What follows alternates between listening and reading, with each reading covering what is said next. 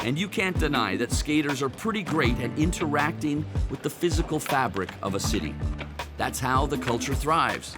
They roll, they grind, and they hit the concrete urban environment like no one else.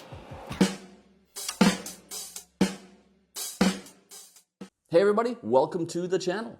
I'm Michael, urban designer, author, host of the documentary series about urbanism, The Life-Size City. And today, I am going to take you to Barcelona. A little excerpt from the Barcelona episode from season 3 of the series. We're going to talk about skateboarding. Not skateboarding as a sport or a recreational activity. It is, of course, both of those things. But we're going to talk about skateboarding, man, as an important tool in urbanism, for social inclusion, for improving public space.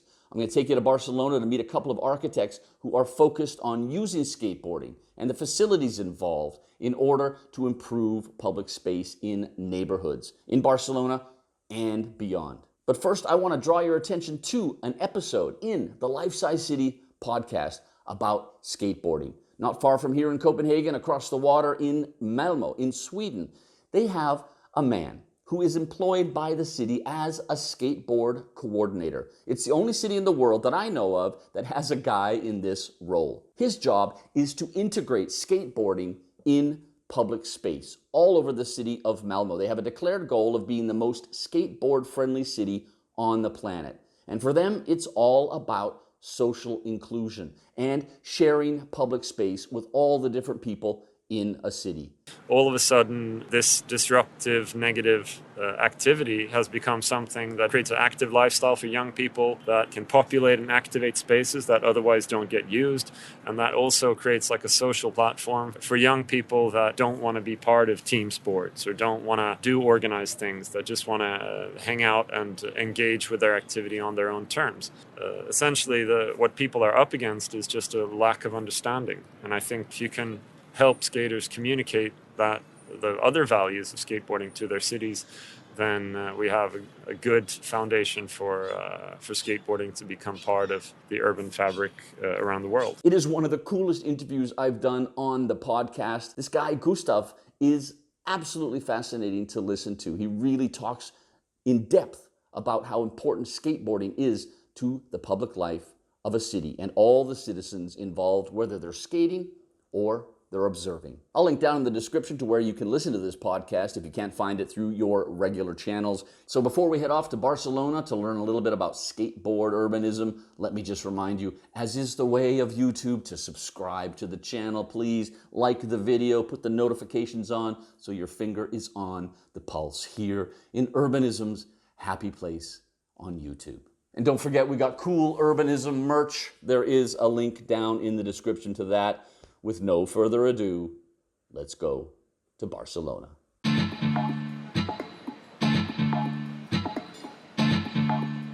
Any human-powered mode of transport is better than a car. And if it's actually fun to do, what more could you want? Bon dia. Bon dia. Hey, Hi. how you doing, guys? So are you both former world champion skateboarders who now design skate parks, or no? No. You guys skate? No, not now, not now. Not now. All right. You never know? No. We skate when we are teenagers, but not anymore. We are landscapers, we are architects, and we are an studio, interested in the cities, in the new conception of the cities. Oscar and Sergei run SCOB, a landscaping and architecture studio. In most cities, skate parks aren't really part of the urban fabric. They're usually located on the outskirts, built as a separate entity. You can't even really call them a park for regular people. This creates a social divide between skaters and other citizens and prevents a more integrated approach to the planning of public space. So, Oscar and Sergei wanted to change that.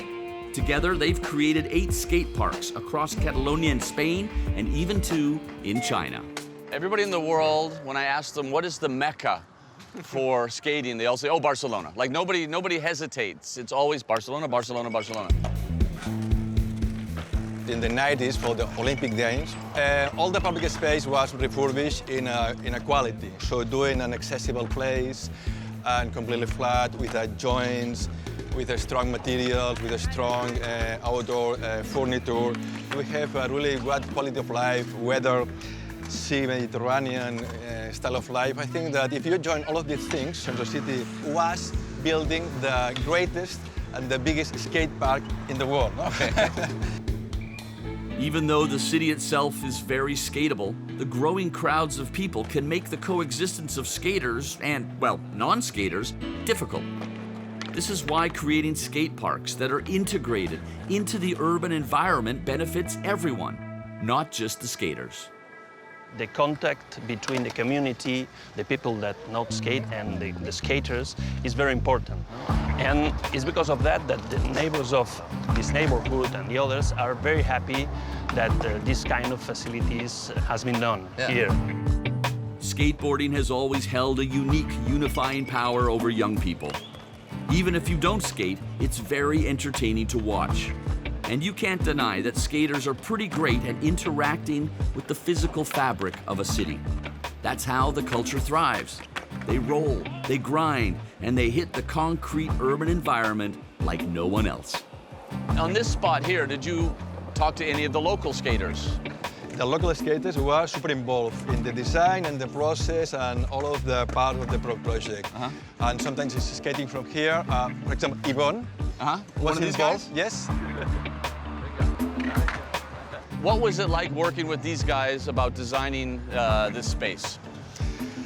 Comenta Michael de cómo fue trabajar con nosotros en el diseño del skatepark. Fue bastante bonito, la verdad, porque nos presentaron un proyecto que, bueno, como es normal, no entienden, tampoco son arquitectos, pero no son del sector.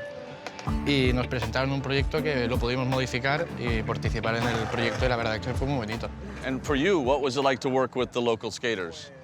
I think it's something good, no? Because as a landscaper that we are, we try to do the things the best that we can.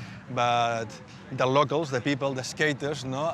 Not only the skaters, but the people that know the place, is that the people that can give us the best information to put it in our project.